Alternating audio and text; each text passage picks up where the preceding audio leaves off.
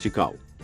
O seu comprimento deverá ser suficiente para atingir a altura recomendada para o nível da água no tanque, ou seja, de 1 metro a 1,10 metros. Como é desejável retirar a água do fundo do tanque e manter-a da superfície, recomenda-se colocar ao redor do tubo vertical de 100 milímetros outro tubo de PVC com 150 milímetros de diâmetro e 20 centímetros maior que o primeiro. Ele deverá ficar livremente apoiado sobre o joelho, conforme está ilustrado neste esquema.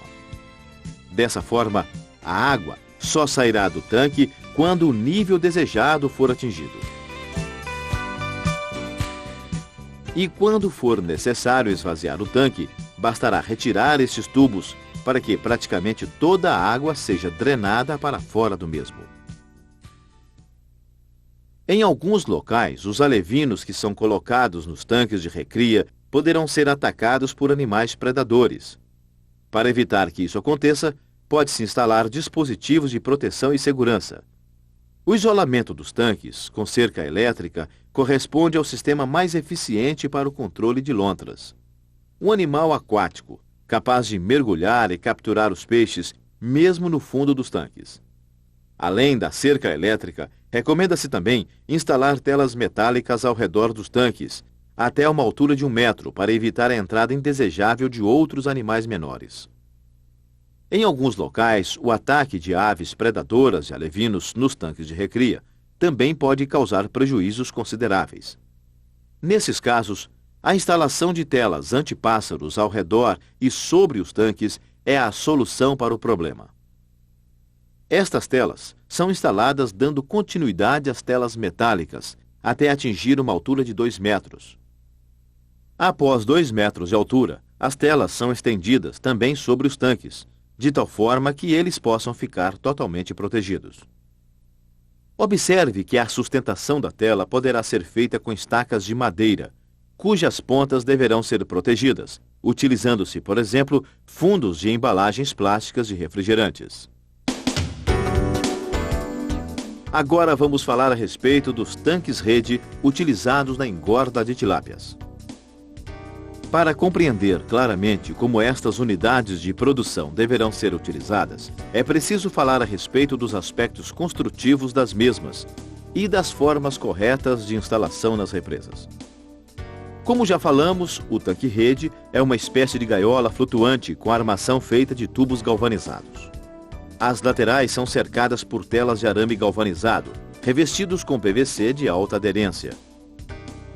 Este tipo de tela impede que a água penetre entre o revestimento de PVC e o arame, garantindo assim alta durabilidade à tela.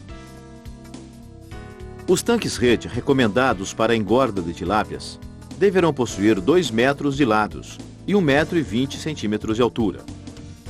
A malha da tela, que são as aberturas existentes entre os arames, deverá ser de 19 milímetros para impedir a fuga dos peixes.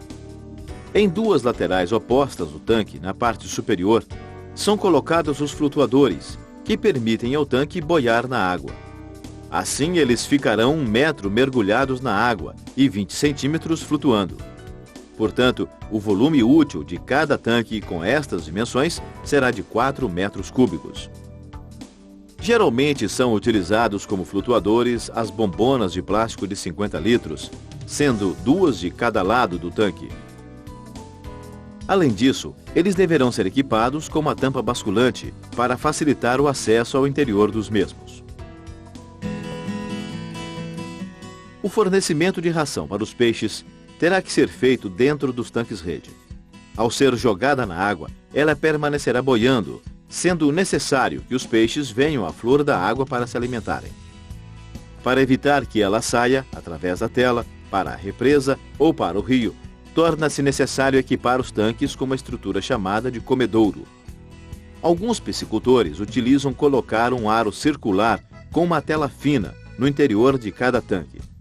Outros utilizam uma estrutura semelhante, mas com formato quadrado. Porém, a melhor recomendação consiste em colocar uma tela de nylon retentora de ração na parte superior interna do tanque-rede, em seus 4 lados, com pelo menos 30 centímetros de altura. A malha desta tela deverá ser de 4 a 6 milímetros. Dessa forma, obtém-se uma melhor distribuição da ração dentro do tanque, permitindo que todos os peixes alimentem corretamente, reduzindo, portanto, a competição e o desperdício. A criação de tilápia em tanques-rede refere-se a um sistema de confinamento e de alta densidade.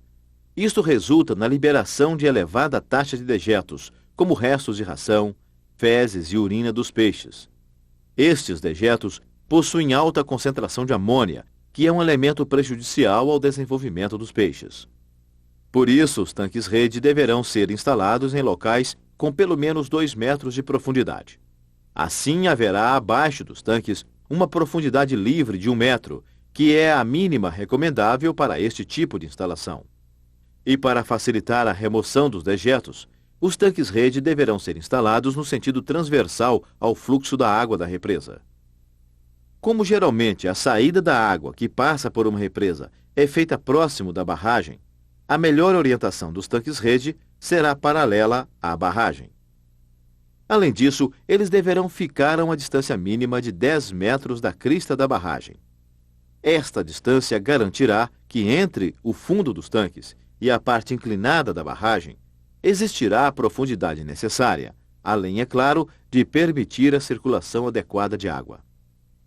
Havendo necessidade e profundidade suficiente, pode-se instalar mais de uma fileira de tanques-rede, desde que paralelas umas às outras, conforme mostrado nesse esquema. Neste caso, será preciso manter uma distância mínima de 20 metros entre cada fileira de tanques para obter uma boa taxa de renovação de água e a retirada dos dejetos em todos os tanques. Em represas maiores, como são as das hidrelétricas, por exemplo, geralmente ocorre movimentação de água em todos os pontos, por causa da grande vazão de água e do efeito do vento. Portanto, nesses casos, é possível instalar tanques-rede em quase todos os pontos da represa. Independente de onde os tanques-rede serão instalados, se em pequenas ou em grandes represas, eles deverão ser colocados alinhados e presos por uma corda de seda ou de nylon que possui resistência elevada. O ideal é que exista entre eles, ao longo da corda, uma distância igual ao comprimento da lateral do tanque. Por exemplo, se os tanques utilizados possuírem 2 metros de lados, eles deverão ser presos na corda espaçados de 2 metros entre si. Nas represas pequenas, essa corda poderá ser ancorada nas 2 margens, em mourões de madeira ou em blocos de concreto. Já em represas maiores, apenas uma das extremidades da corda será presa na margem, enquanto a outra será ancorada dentro da represa. Para isso, utiliza-se uma estrutura de cantoneira de ferro galvanizado, como esta aqui, que deverá ser instalada logo após a última gaiola, para servir de suporte para a corda. A ponta da corda, neste caso, deverá ser amarrada em um bloco de concreto armado, cujo peso deverá ser de 50 a 100 quilos. Este bloco é chamado de poita e deverá ser lançado dentro da represa até apoiar-se no fundo. Veja, neste esquema, como os tanques-rede ficam adequadamente ancorados com a utilização de uma poita de concreto.